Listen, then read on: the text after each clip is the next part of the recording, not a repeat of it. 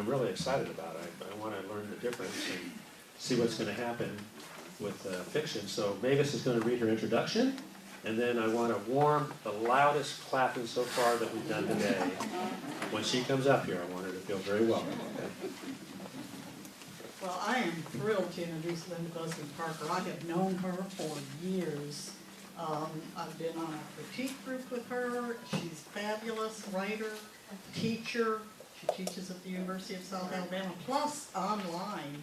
She's a mentor for, let's see if I can get this right, Middle Tennessee State University Mentoring Program, Low Residency Writing Program. She's a mentor for that. She has 2 books published, 7 Laurels, and Oliver's Song is a new one out. She's also a publisher and has published, helped people publish their own works. And she's going to be speaking today on writing literary fiction versus writing commercial fiction. And when you become a member, by the way, you get this book. So and I can send it to you by email also, in a PDF document.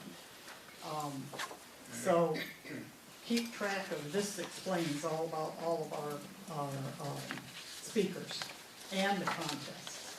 And it also has in the back your specialty, your genre writing, so that you can, as a member, you can get with other members because their contact information's in the back, and see if they want to get together and have a cup of coffee or whatever and talk about it. But anyway, I'm getting off track. I apologize.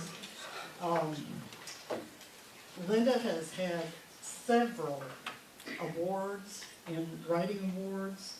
She's been published in many magazines.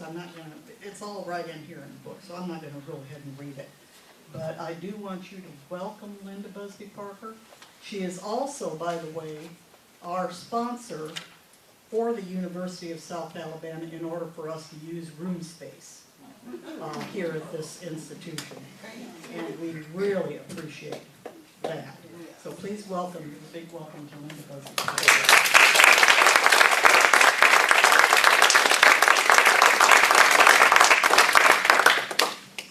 Thank you. It feels like homecoming. No, it feels like homecoming to college professors because I know so many people here. So it is my great pleasure, my great joy to be here. And thank you for inviting me. I guess we can't pull this over, so I guess I'll just sort of speak from here. I was not, Linda, we don't think your microphone's is it better? Yeah. Okay. So, in deciding what to talk about today, I decided that I would talk about the differences between commercial fiction and literary fiction, because 7 Laurels is literary fiction and Oliver's Song is commercial fiction. So I need to apologize about this in advance. I prepared a handout for you today, being an academic, and that's what I need to apologize for, is always doing everything by handout. But I think it makes it a little bit easier. And I made 25 copies, so if you came with somebody or if you can share, please do that. So be sure people get them on both sides, maybe. Yeah. And I will send it, and Mavis can post it. That would be fantastic. And I want to say too, as I'm looking at all of you, I so much enjoyed listening to the winners of the contest. My goodness, they were good. And that was just a pleasure to be able to hear you read. So as these are coming around, I want to say that whether you write literary fiction or commercial fiction, everything is different. The writing process is different. How you go about it is different. So I highlighted just some of the differences here, and let's begin by talking about those differences. When we say literary fiction, and these are just some of the ways that they differ, but literary fiction, the first thing is it deals with a major theme. I'm going to put this down, I think, and see, can you hear me? No. You can't hear me? Okay. I'll go back to the mic. So, literary fiction generally deals with some sort of major theme or major themes. And those can be really, really big themes. For example, I made you some examples here. Ernest Gaines, if you don't know that writer, you really should. African-American writer, he is now in his 80s, and the two books, his two best-known books are A Lesson Before Dying and A Gathering of Old Men. And his greatest fame is with A Lesson Before Dying. My favorite work of his is A Gathering of Old Men. And one of the themes that always runs through it, there are two themes that run through both of his books. And one, of course, is race relations and going through the civil rights movement. But another is, what does it mean to be a man or woman of integrity? Now, that is a huge, huge theme. What does it mean to be a man or woman of moral integrity? And he also, in both A Lesson Before Dying and A Gathering of Old Men, he explores what does it mean to die as a man of integrity or a woman of moral integrity. Of course, his primary characters are males, but it is the universal male, and so we know that it also applies to us. And in A Gathering of Old Men, there is but all of his novels are set on a plantation, a sugarcane plantation in Louisiana, where he now lives. He shares his time between Louisiana and San Francisco. But on that, in A Gathering of Old Men, what happens is that there is a young white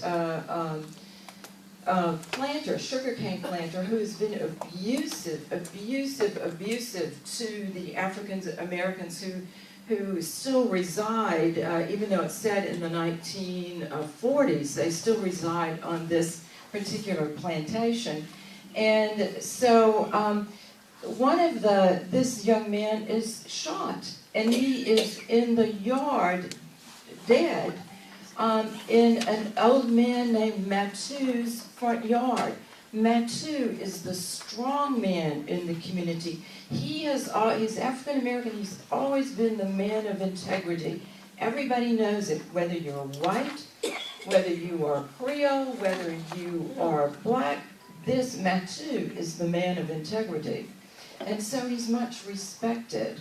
And he is sitting on his front porch. He's squatting, not sitting. He's squatting. He's down like this, squatting, holding his rifle. And there's the dead man in his yard. So there is a young white woman who, she has known him all of her life. She has been partly raised by him. And so she sends the word throughout the community, the African American community on the plantation, come and bring your shotgun or your rifle, whatever he's holding. I get confused, rifle, shotgun. Bring it, but be sure you fired one shot. Now this was the day before ballistic testing, and so be sure you fired one shot and come, and they all confess to doing the shooting, and the sheriff has a field day trying to find out who did the shooting. But the young people have left the plantation, So all of the people left are these really old men, a gathering of old men, and the old men are in their 80s and 90s, and so here they come across the field dragging their shotguns, and they've all fired one shot, and they're all confessing to the murder. And it is ultimately an opportunity. Who thinks you get to be a hero in your 80s or 90s? Who thinks that? But these old men have an opportunity to show who they are and what they are finally standing up for. And so when I say that literary fiction deals with major themes, it is those kinds of themes that I'm talking about, really big themes. And I won't go through all of them. One other one that I will mention here is the shipping news. Annie Proulx is one of my favorite writers. Oh my gosh, does she write a beautiful metaphor. And I've had my students read her work, The Shipping News, and I had one student who came in after reading that book, and he said, "Oh, you shouldn't have assigned this one. This discouraged me so much because how will I ever write metaphors like that?" And and I said, "Well, you might not, but that's okay. You'll learn to do, your own thing, your own stylistic." But anyway, what I like about The Shipping News, and what I mean when I say big themes, literary fiction deals with big themes, is that in The Shipping News there is a man named Quoyle. And Quoyle, since the time he was little, he has been put down. He is overweight, and his father calls him snot nose and butterbutt, and he's terrified of water. And his father throws him in every opportunity he gets. When he gets a little bit older, he marries what's basically a prostitute because she's the first woman who ever showed him any attention. And that is a disastrous situation. And he gets a job as a reporter for a very small newspaper. He has no idea what he's doing. He writes terrible copy. In fact, it is hilarious in the book, the copy that he writes and turns in. And so he is a loser, an absolute loser. And finally, he makes the decision to go to Newfoundland, where it is cold and surrounded by water, and he's terrified of water. And the question is, in Newfoundland, he's going to put it in the proverbial sink or swim. And he's going to be totally destroyed, or he will manage to survive and thrive. And I won't tell you how it comes out, but I love that work. And the fundamental question is, if we are somebody who's been put down all of our lives, is there any hope for us? We look at people who are in terrible situations, abusive, neglective situations. Can they survive? And so this is the story of a loser, and can that loser make it? Now you'll have to read to find out if Quoyle makes it. So literary fiction deals with major themes. The second thing is that we all say that literary fiction is character-driven. You start with a character. And frequently, literary fiction will open actually inside the character's head. In literary fiction, you know that character inside and out. It is a study of character. Generally, we say that you take a character and you put that character in a very difficult situation, and you see, and as a writer, you discover what will that character do in that situation. You may not know what the character will do. I like to think that in literary fiction, we find out what the character will do, and in commercial fiction, we plot it. And we'll talk about that in just a minute. The next thing is literary fiction utilizes many more metaphors and figures of speech. And I've talked about Annie Proulx and her beautiful, beautiful metaphors.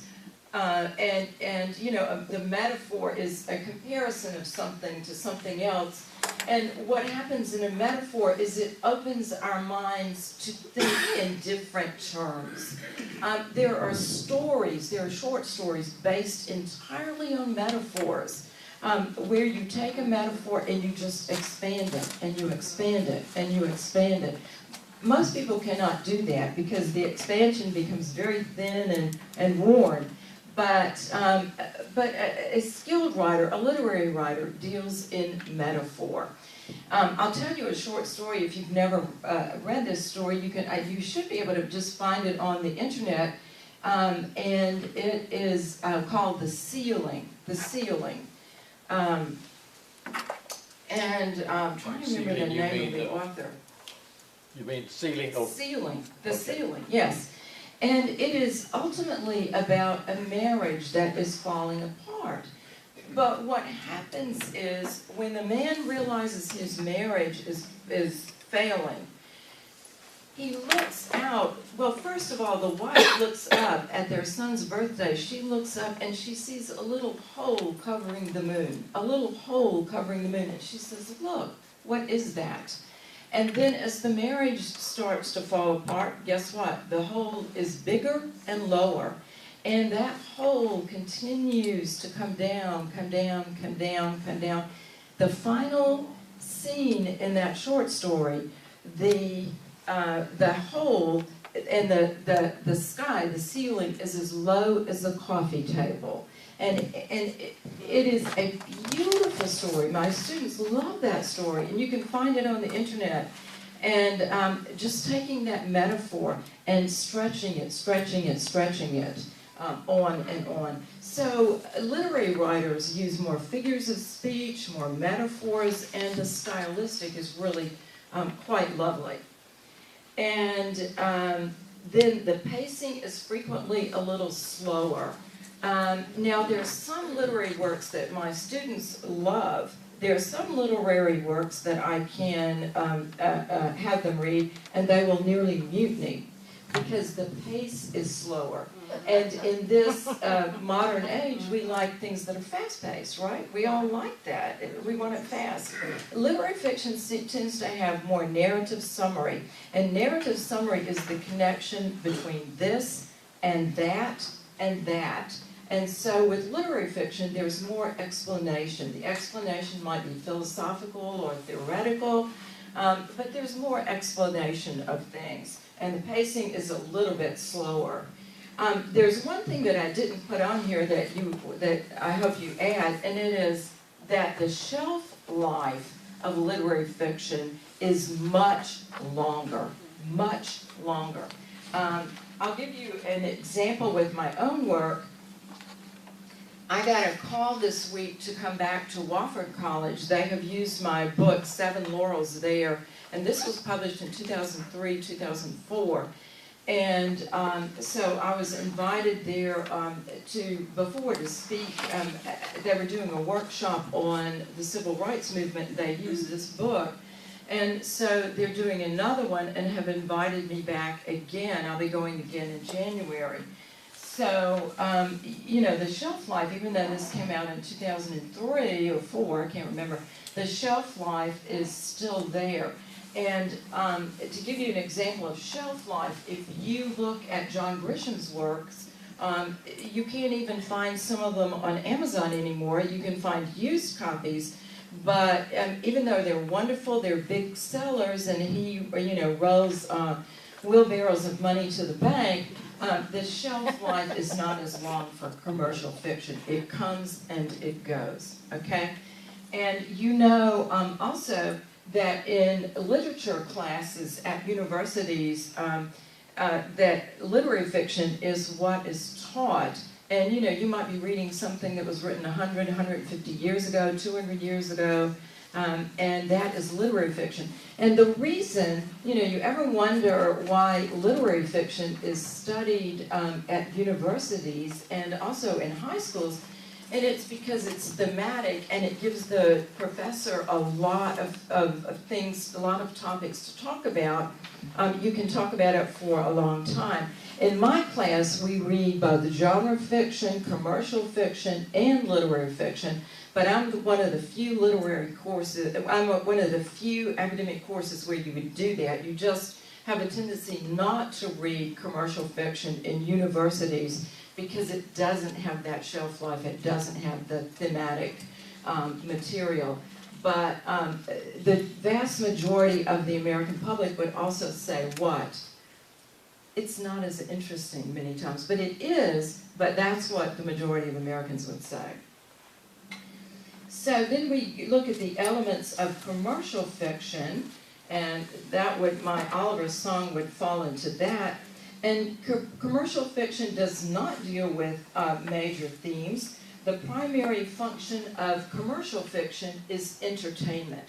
Is there anything wrong with entertainment? No, there's nothing wrong with entertainment. And it goes back to the old campfire, right? Sitting around the campfire and doing what? Telling stories. And so it's the oldest tradition since humans could communicate, is entertaining. Now I have a colleague, I don't know if he's still there or not, but he taught at Springhill College, and he wouldn't let his students write anything but literary fiction. And I was at a dinner party, and I kept my lips shut. You know, I thought, I was at a friend's house, and I thought, I just can't say anything here, and let him talk. But I let my students write genre, commercial, or literary. Because you come, you, me, we come to the writing experience with a passion for whatever it is that we have to bring. And that could be genre fiction. John Grisham has been tremendously successful with genre, which is a legal thriller. Stephen King has been tremendously successful with horror. It is the sitting around the campfire and telling stories.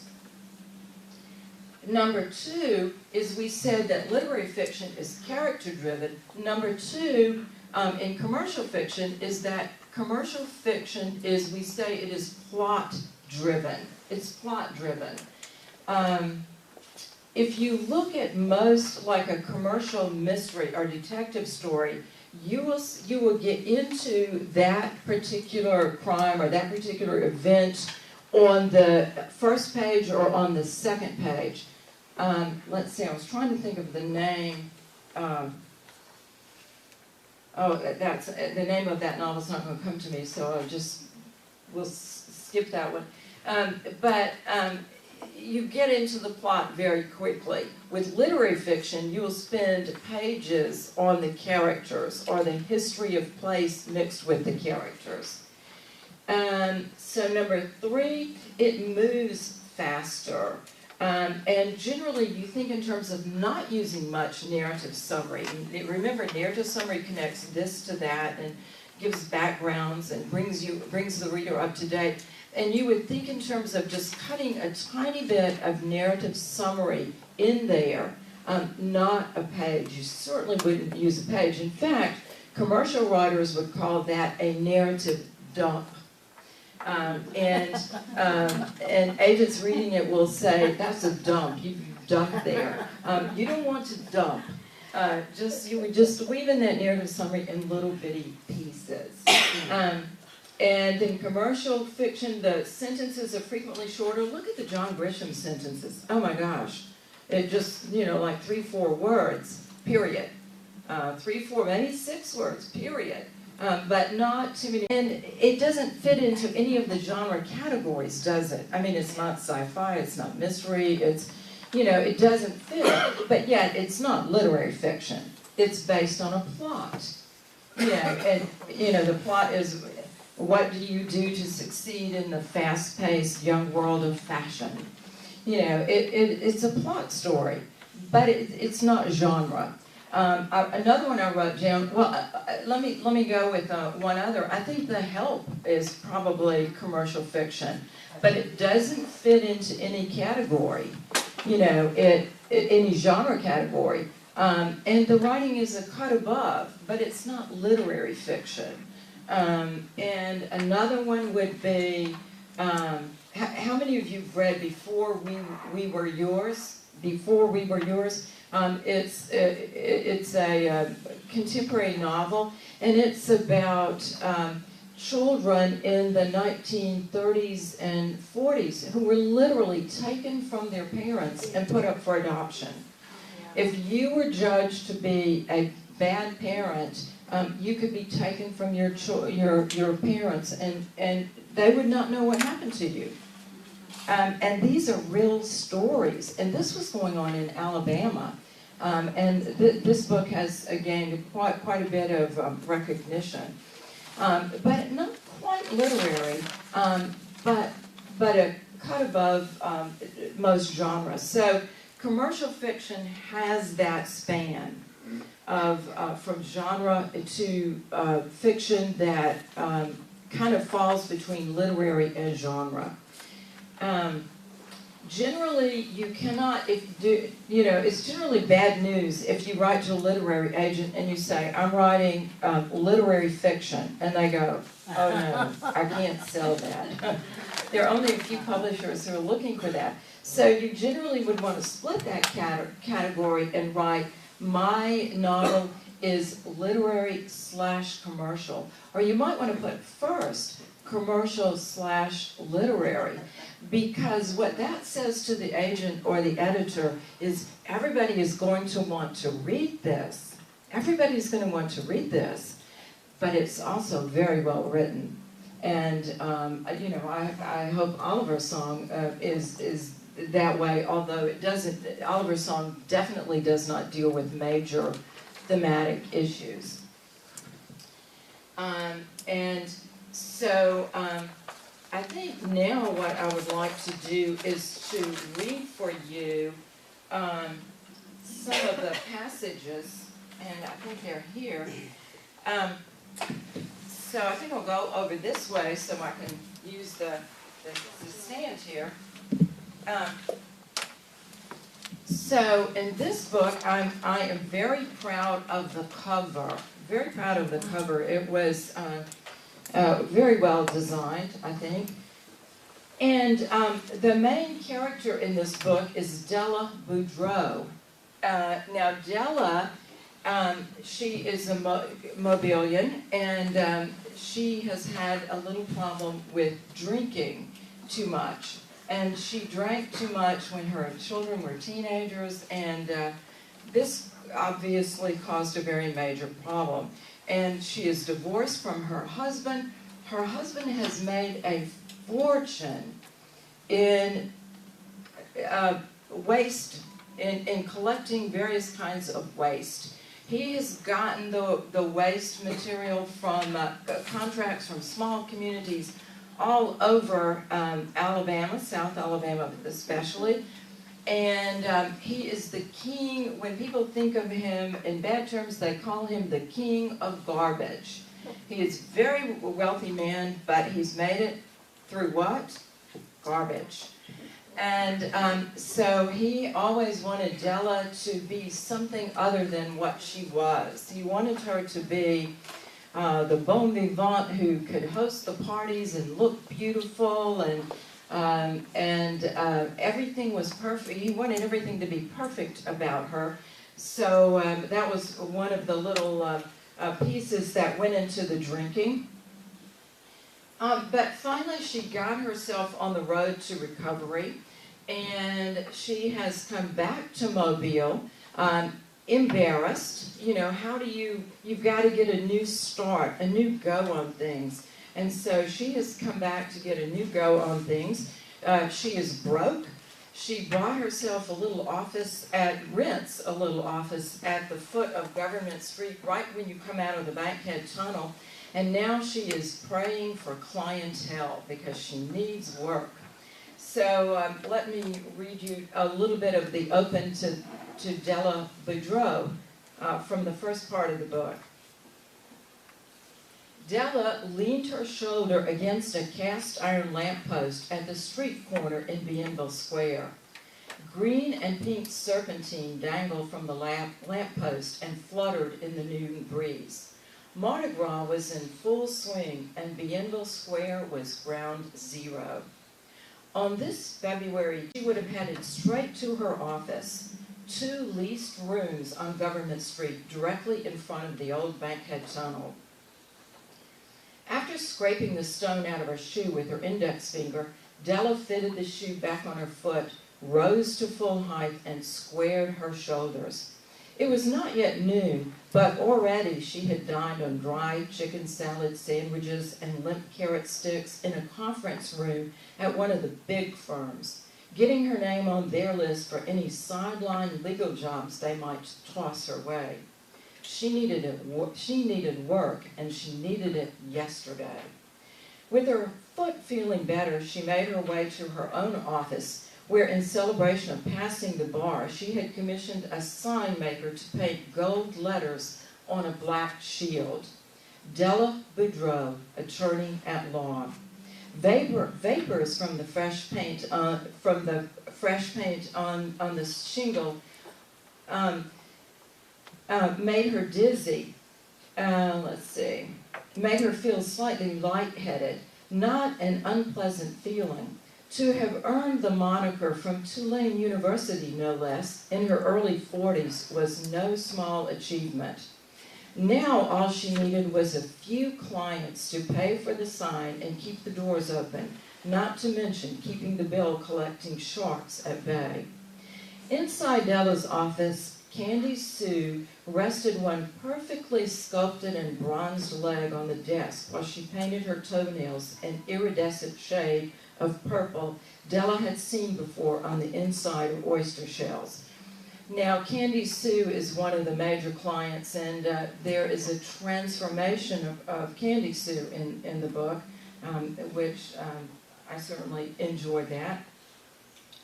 Any clients, Della asked, hoping there had been a flurry of inquiries in her brief absence. Not one client walked through that door, Miss Della. Phone's been quiet, too. Della entered her tiny office and withdrew her expense sheet. Rent on her little garage apartment past due by 15 days. Last month's repair bill from Cooley's Automotive for her aging Dodge, which broke down and whined to be petted every time the old thing smelled an extra $1. The Dodge, not smelling folding money, had purred lately. Rent on her 2-room office was past due by a full 2 weeks. Immediately upon passing the bar, she had swallowed her pride and borrowed money from the State Bar Relief Fund for recovering lawyers. The fund being flush because few attorneys wanted to admit past problems. Addictions, alcohol or otherwise, were not calling cards for successful attorneys. And they do, by the way, have a State Bar Relief Fund. The attorneys were telling me about that. The Bar Relief Fund had come through, most of the money spent on office furniture and supplies. She had a small line of credit at the bank, already tapped once, and she knew the balance would have to be drawn down again soon, too soon. She whispered a prayer for one or more clients to walk through her office door. She added an addendum. More than one would be undeniable godsend. She added a postscript on top of the previous rider for the client or clients to appear before the end of this business day. She needed a big case. Hell, a few small cases even, and she needed them now. So you see how that gets into plot immediately. And one of the parts of the plot is, of course, that she has got to have revenue, and then of course, when the client walks in, he brings a whole lot of plot elements with him. But it opens in plot. Now I had another one. I have another reading. Let's see. I think it might be behind here. Yeah.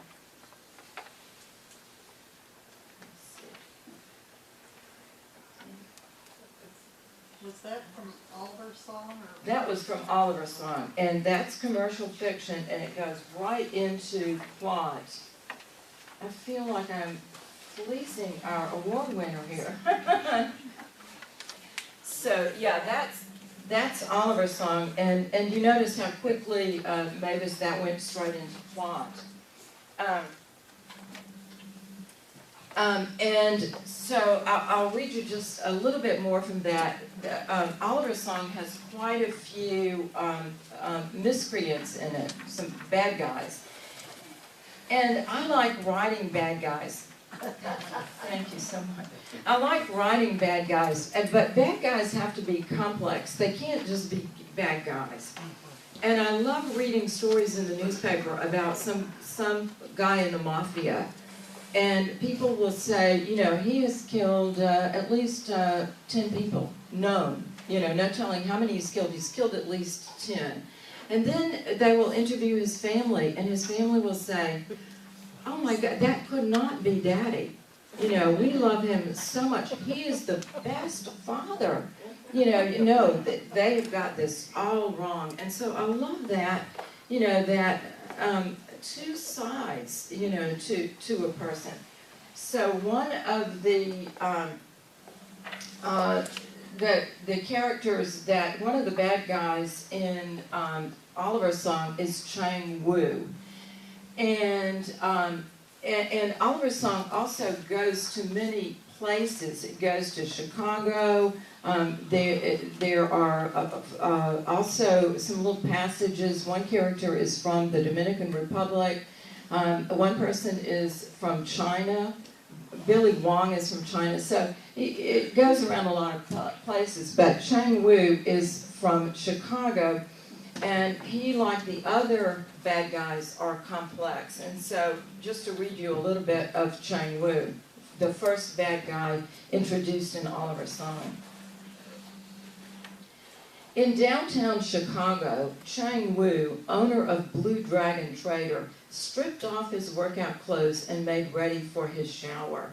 He could have showered at the gym, but Chang Woo, a meticulous man, enjoyed the luxury of his own shower in his own office. As the water in his shower rushed over his lean body, Chang Woo worked the loofah in circles down his arms, across his chest, and down his legs. He liked his body, not tall, average height, trim and muscular, even with age.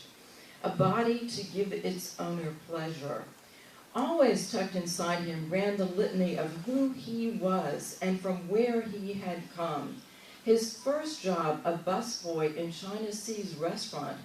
But he thought he had reached the pinnacle when he won his place tableside at Three Dragons, a Japanese chopped dice and stir-fry restaurant on West 23rd. He grew sideburns and chin hair, imagining he looked the part of a warrior, an oriental warrior. Then Chang Woo mastered the best stunt of all, the one the other table cooks could only envy. He smiled when he thought of this. He, a regular customer at the House of Magic, a tiny place, a mouse hole, he liked to think, tucked into the corner off Archer Avenue. Painstakingly he read in his spare moments every book on magic. He loved the dark arts, the black arts. He taught himself to eat the blue and yellow flame, a feat no one else at Three Dragons could master. He, Chang Woo, ate fire. His jealous comrades were acid-faced as pickled pig's feet, as stony as the clay soders of Siam, but not to care. He, Chang Woo, in the land of plenty, had made his own way. He learned English one word, one phrase at a time, adding, storing, hoarding the language that would sustain him in his new land. He stockpiled money too, $1, $5, $10, $100, which grew to 1,000 and multiplied to 10,000, which transformed into a loan and transposed again into a warehouse, which morphed into Blue Dragon Trader. Today, he controlled a distribution and storage network that spanned the United States. From California to Florida, from Mexico to Canada. He could transport and warehouse almost anything, almost anywhere. His trucks roared across the country with a blue dragon hunched on the side panel, a dragon spitting fire. As the water cascaded down his back, Chang Wu remembered those long years of building his empire as tired years. He learned to sleep upright, holding to a rail on the bus. If he sat, he was doomed. A hungry tiger in repose misses a mouse beside his nose. He cherished short, crisp wisdom. Chang Wu, a man made of magic and of discipline, would never beat the sleeping tiger. Late afternoon, he would be on a plane headed toward Mobile, Alabama. Alabama. He rolled the syllables across his tongue, allowing the spray of water to wash over his lips. Alabama, a foreign place to him, a place he never imagined visiting. He stepped out of the shower, still reflecting on the mission ahead of him. He had to set right the whole situation he found himself in. He had his Lily to consider.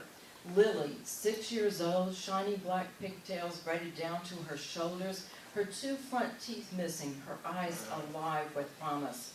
The world belonged to his daughter, his Lily. He tucked his white shirt into the black pants of his light wool suit and stepped from the bathroom. He walked across the marble floor, the color of rich red wine, and he stood beside the window through which he saw his driver stop at the light near the corner. At that very moment, a cardinal cut a red line across the window where Chang Wu stood. The flurry of red feathers brought a smile to his lips, a good sign, a good omen. He walked to his desk, lifted his black notebook, and wrote, "A beautiful bird causes the eye to sing." This he would give to Lily. He and Lily composed proverbs for each other. Lily's songs he called the proverbs he gave to her. Daddy's songs she called the verses she gave to him. Chang Wu reached for his suit coat and slipped his arms into the sleeves.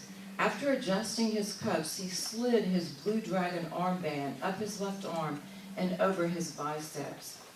His first blue dragon armband was sewn on the tender fingers of his mother.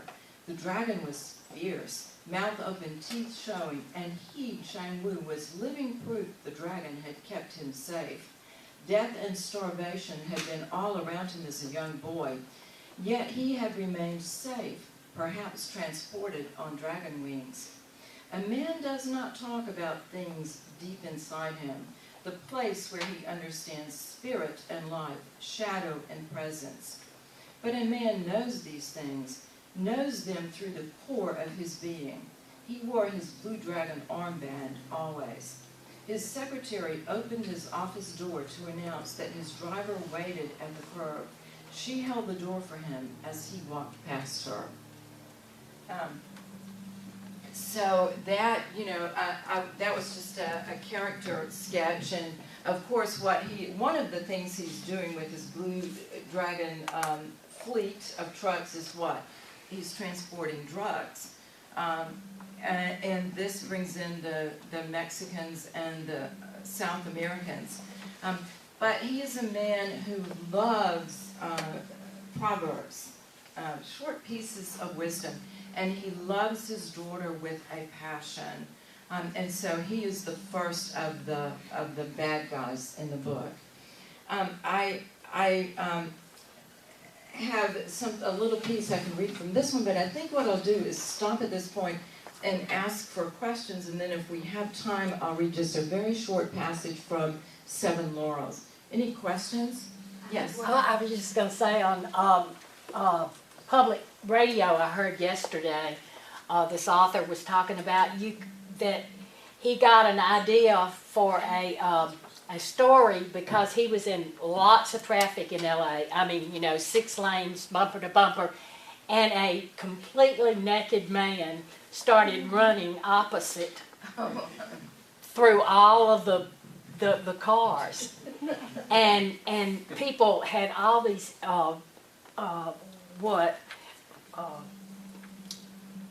things that they were thinking about, like he's just free and he can go anywhere he wants, and I'm stuck in this. So this became a book for this person, just that scene.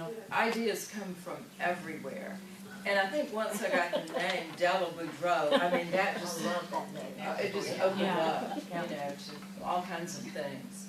I got a question. Are you teaching over here anymore? I am. I teach on Monday nights, and I'll be teaching next semester as well. Sarah It's took the a, best course I ever took right here. I've been to this building.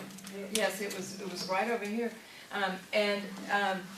South Alabama, only on the Baldwin campus. This is not offered on the main campus, but on the Baldwin campus, we offer something called Listen and Learn. That's right. And you don't have to register as a university student. You just register for Listen and Learn. And it's like an audit. I have no idea what the price is, but you just call the South Alabama office over here, the Baldwin campus, and they will tell you about Listen and Learn. And you don't, as a professor, you don't have to let the students participate fully, but I do. I mean, you get to read your work just like everybody else. And I had a student who came from Pensacola to do Listen and Learn, and Sarah, and some of you know Terry Razum. She did Listen and Learn, and so Monday nights is just one night a week from 6 to 8:30, and I would love to see some of you in there. We get really good writers here on the Baldwin campus, really, really good. Things I've never heard about. But how you had us each to interlace, and I think on this Listening and Learn, if you're a certain age, there's not very much in the price. It was wonderful. Oh, is it, if you're over a certain age, it's, It may be free. it may be free. Oh, I would love to see some of you. I don't know. I have no idea, but, call the Baldwin office and ask them. I would love to see some of you in there.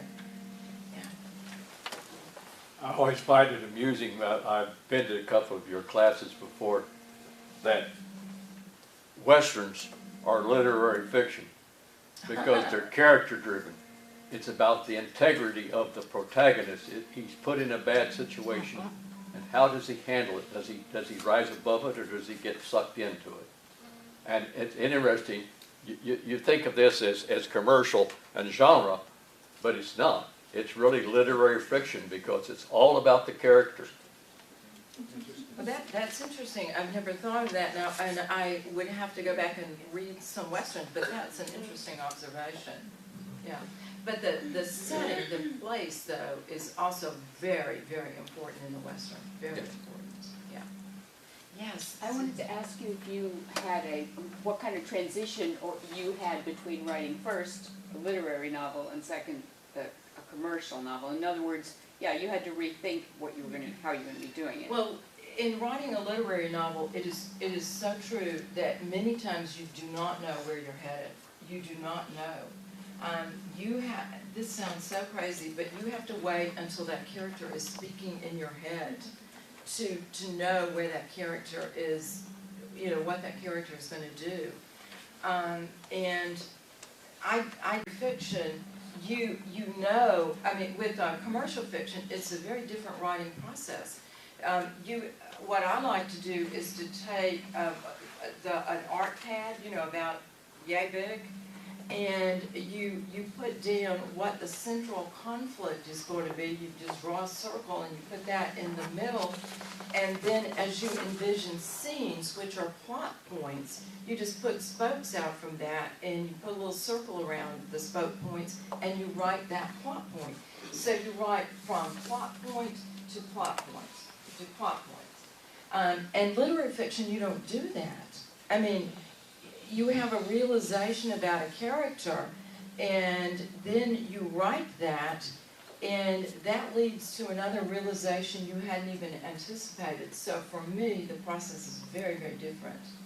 And if you're writing a literary novel, you take a deep breath because you know it's going to be a long process. You do. It's going to be a long process. But commercial fiction is a much shorter process. I mean, literally, you plot it out and you write to it. You know, I'm going to do this, you know, this. And so they're very different processes. Yes, Sonia. My question is, you are so busy, I know that. I was on Facebook with you. You have these beautiful daughters. You wrote and won this James Jones First Novel Award for her fabulous book, Seven Laurels, which you have. When do you write? I try to write as often as I can. I am not one of those people who can set a time every day. I just simply cannot. We've got too much going on. But I just try to write, and I'm much better in the morning or middle of the day than I am at night. So I just squeeze it in. And I'm sort of like Annie Proulx. Annie Proulx says that she is not a regular daily writer, that she is a, you know, like a crash writer. When she's got something going on in her head, she writes like fury, and she might write 8 hours a day. And then she might not write, she might finish a project, might not write for 3 months, you know, or longer, until something else builds in her head. And I'm much more like that. I'm much more a crash writer. Stephen King, on the other hand, in his book on writing, he says that what has contributed or actually made him successful is that he writes every single day, even on Christmas, even on New Year's. He has to be in the hospital and sedated before he doesn't write.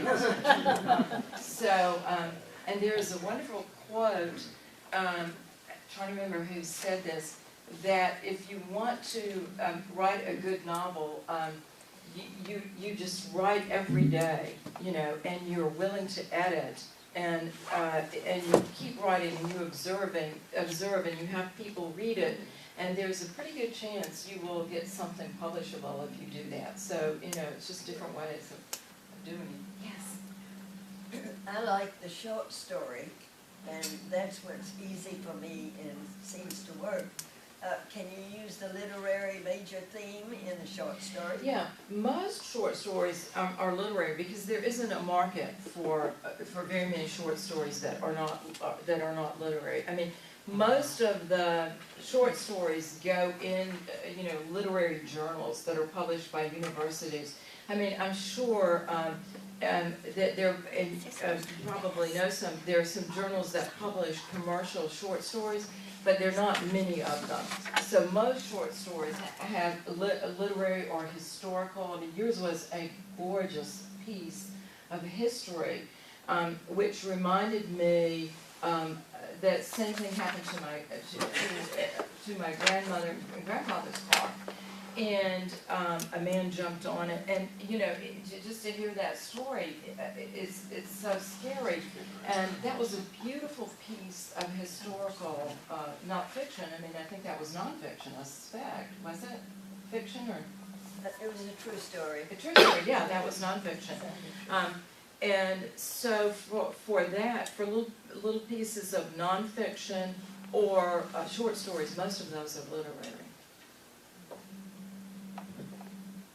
We would like to give you time to, did you bring any books with you? I did, they're in the little case back there. I'd like to give you time for that also, unless there's more questions, and I'm gonna turn it to John. Okay. Thank you. Hi. Are you done?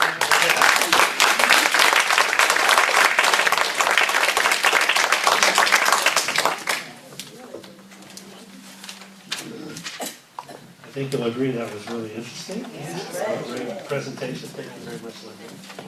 And if you can set up your books here, she'll be signing books and